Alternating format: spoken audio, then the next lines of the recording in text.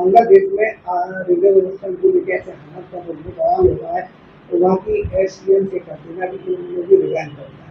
इसलिए नजर ये था। देखिए, बांग्लादेश के बहुत अफसोसनाक हालात हुए हैं। बांग्लादेश हमारा मित्र देश है। हमने ही 1971 में वेस्ट पाकिस्तान को बांग्लादेश बनाया था और शेख हसीना साहिबा मुजीबुर रहमान साहब की बेटी हैं, जो कि फ्रीडम फाइटर थे और उन्होंने बांग्लादेश की बुनियादें रखी।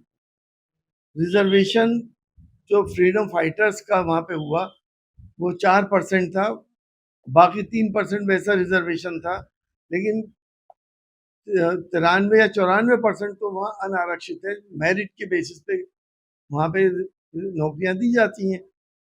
उसके बाद भी इतना बड़ा बवाल हो गया, इसके पीछे क्या क्या कॉन्स्पिरेसी है उसको भी हम सबको सोचना पड़ेगा और सरकारों को भी इतना रिजिड नहीं होना चाहिए।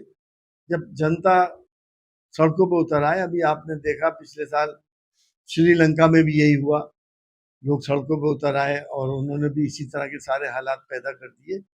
तो सरकार को ज़्यादा ना तो रिजिड होना चाहिए, जो जनता के सेंटिमेंट्स उसको समझना चाहिए। लेकिन जो भी हुआ वो बुरा हुआ और हम तो अपने देश के हिसाब से सोचते हैं कि जो भी वहाँ पे सरकार बने वो हिंदुस्तान के मित्र सरकार बने, ताकि हमारे उनके ताल्लुकात कायम रहे।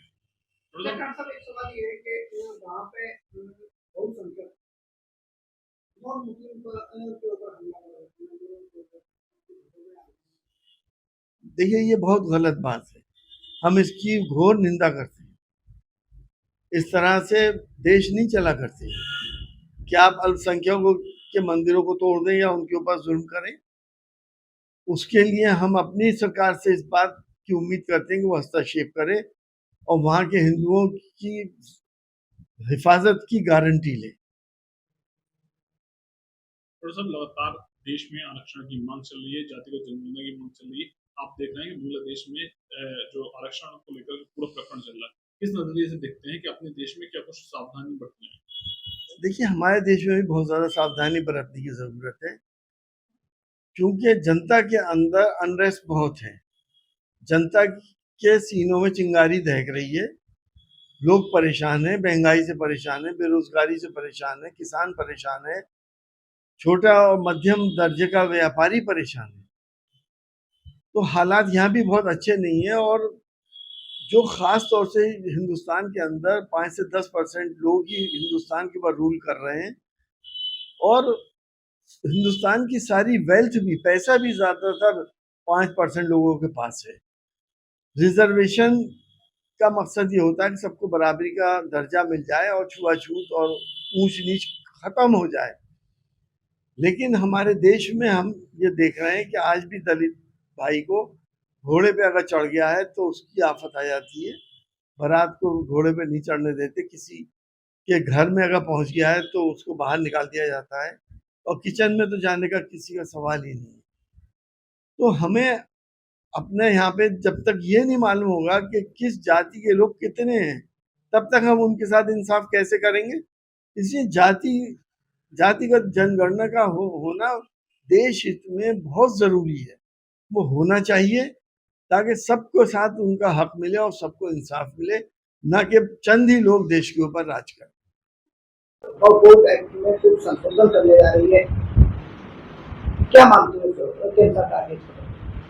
देखिए, जितना भी मुसलमानों से जिस चीज का ताल्लुक है उसको कहीं ना कहीं केंद्र सरकार निगाह में रखे हुए है।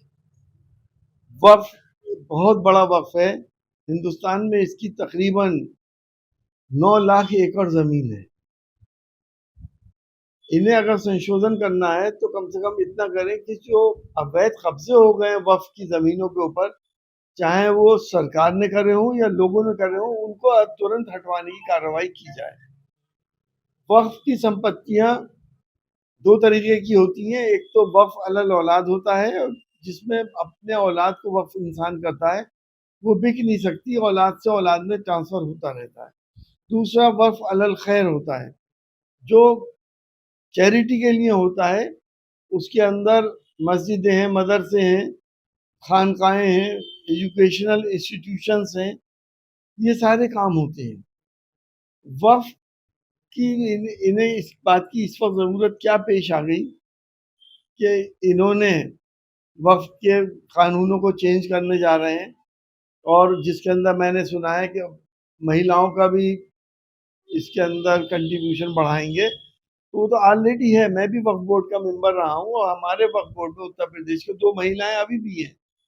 दूसरी बात ये कि जो वक्फ की संपत्तियों का मिसयूज हो रहा है, 2-2 4-4 रुपए जिनके सिर्फ किराए आ रहे हैं, उन संपत्तियों के लिए कुछ करें तो मैं समझता हूँ ज़्यादा बेहतर होगा।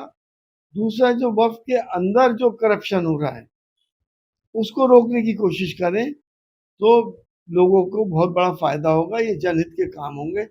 ना कि आप आप डिस्प्यूट पैदा करेंगे, जो डिस्प्यूट पैदा होने के बाद जहाँ पे आपकी सरकारें हैं, वहाँ पे इंक्वायरी होगी और इंक्वायरी में वक्फ बोर्ड के खिलाफ रिपोर्ट आएगी और वो सरकार ज़मीन छीन लेगी।